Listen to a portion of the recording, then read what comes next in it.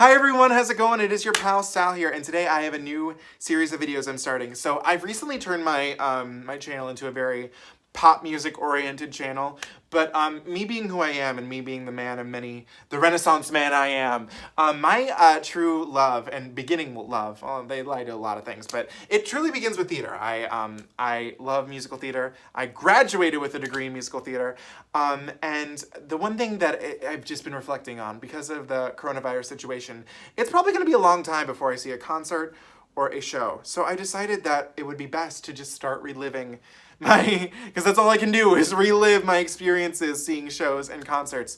So I recently started a new series on here, and it's a series like it's a big deal. But one, it's called Concert Corner, where I talk about all the concerts I've been to. And this one, I'm just simply calling Show Stories because I think every time you see a show, it's always such a unique experience. And these are going to be less about reviewing the show and more about my experience seeing it. And today we are going to talk about my first show I ever saw, which was Wicked.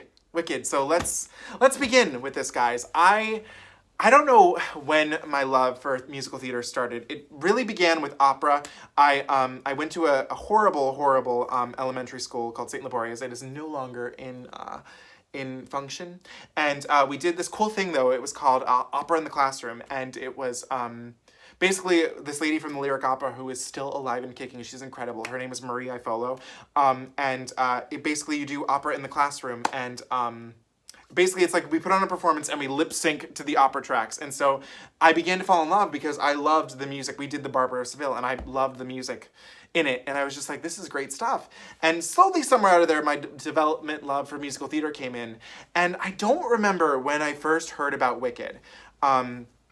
But growing up, my favorite movie was The Wizard of Oz. Like, there was no ifs, ands, or buts about that. Like, I loved The Wizard of Oz. And so Wicked was a natural first musical to fall in love with, I guess you could say. And again, I don't remember. I know that it was early on because I remember people would always be like, as we all know, because I live outside of Chicago, the first ever sit-down production of Wicked to exist out of New York was the Chicago production, which opened in the summer of 2005 with Anna Gasteyer and Kate Reinders. And so I don't know when this love for Wicked began, but I had somehow learned all the music, the score, and I didn't know if I really was familiar with the script. I really wasn't into Broadway bootlegs then, so I really didn't know much about it. So I remember, this is the earliest memory I truly have with Wicked. I remember I was in this restaurant with my dad, and a commercial for Wicked in Chicago came up, and I was like, Dad, can we go see that? And he was like, maybe one day. So here we are, flash forward to December 25th of 2008. My parents, like how they would always design Christmas is, we're not really religious, but for some reason my dad would always have gifts that were like from Santa Claus, and some would say from baby Jesus. We're not really that religious, don't know why he did that, but that's none of my business. So there was this one gift, and it was the last gift, and I think on it said, do not open until the very end. So I open this box, and there's a sign in there, and it says, like, be a good boy, blah, blah, blah, blah, have a great time. And it's like a piece of cardboard. I take it off, and it's a bunch of tickets.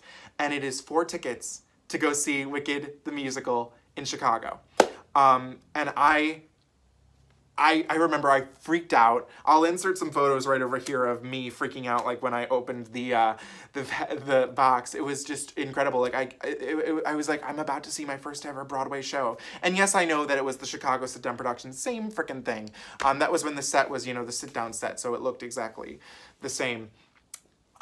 So I remember, oh God, the time leading up to it was just, I was so nervous and I was so excited. Like, you guys have no idea. So I remember the day, and I'll never forget this day as long as I live. We saw Wicked on January 23rd, 2009. Now, here's the crazy thing about this that I didn't really realize until maybe about a year later. Wicked, the Chicago production, closed on January 25th of 2009. So I saw the 4th to last show that happened in Chicago of the sit-down production, which I didn't know at the time, but was really cool. And I remember this day specifically because there were 2 cool things that happened. It was this show, and on this day, my aunt, she went, pickup is the wrong word, but in a sense, she went to go pick up because she just got a new foster child who she adopted years ago, who's now my cousin. So hi, Trey, how are you doing? That happened on that same day as well, too. I remember being on the phone with her as she was doing that.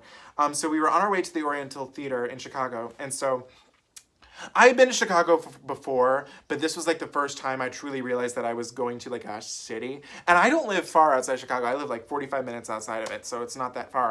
And I remember we drove there and we drove past the theater. And at the time, the Oriental had, and they did this again when it came back, but it has green light bulbs. They put the green light bulbs in for the sign. And I just remember I was so excited. Like I couldn't believe it.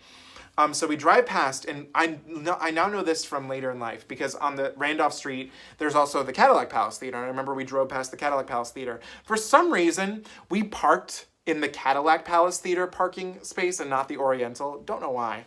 But I remember we parked, and we went to a pizza restaurant. I remember we went to like this pizzeria, which is not there anymore. I've never been able to find it ever since. And I remember it was specifically on Randolph, and it's gone. I don't know where it was, but it's gone.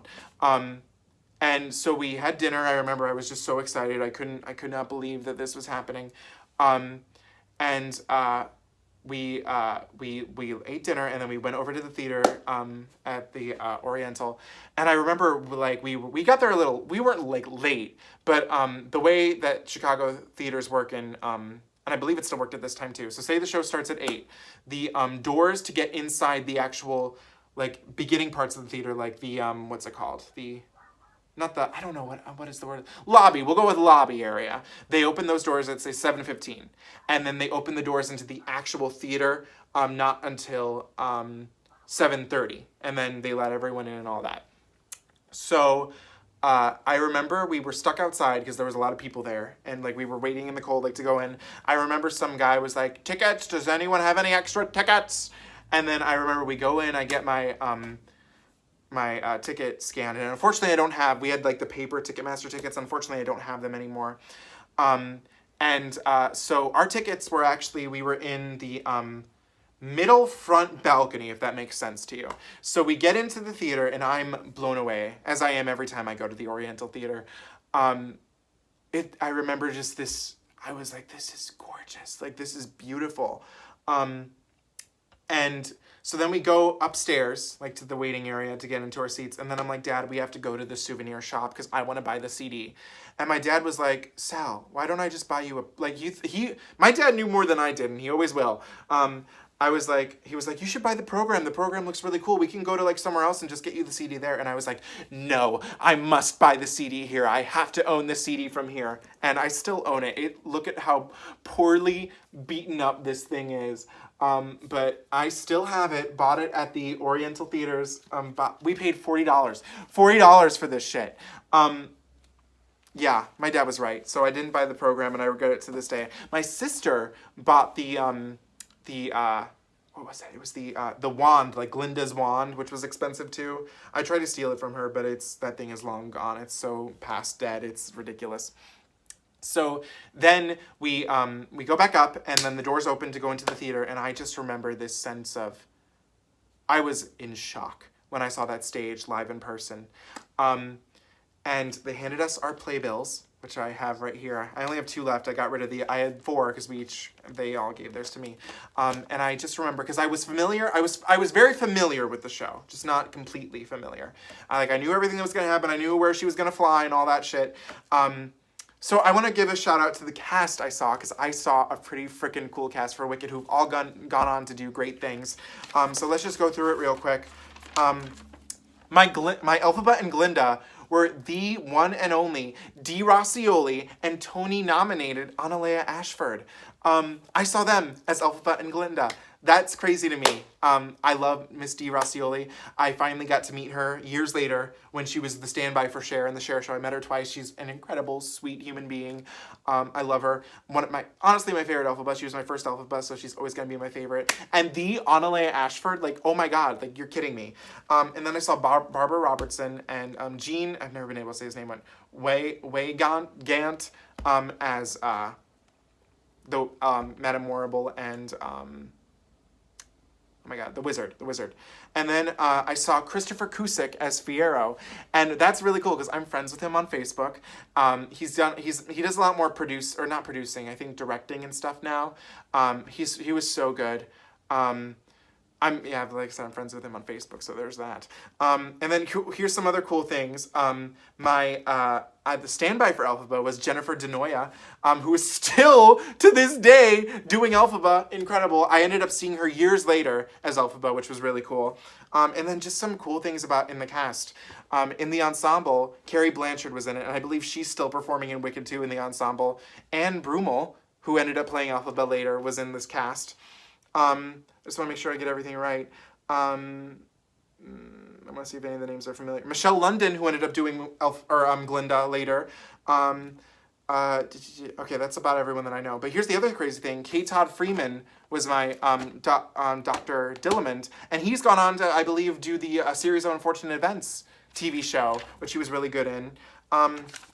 Yeah, I saw an incredible cast, and I just remember the sense of awe watching this whole show play out on stage. I remember, because I was waiting for it, watching Elphaba fly for the first time. To this day, I can still see it so vividly in my head. It was just incredible to see that live and in person. And I remember after intermission hit, and I was like, why can't TV be like this? And I remember, as through watching Act 2, the one thing that was most evident to me, I was like, this is what I want to do with my life. And so far, I pretty much have. Not doing it right now because of COVID-19. But it was just such... Oh, God.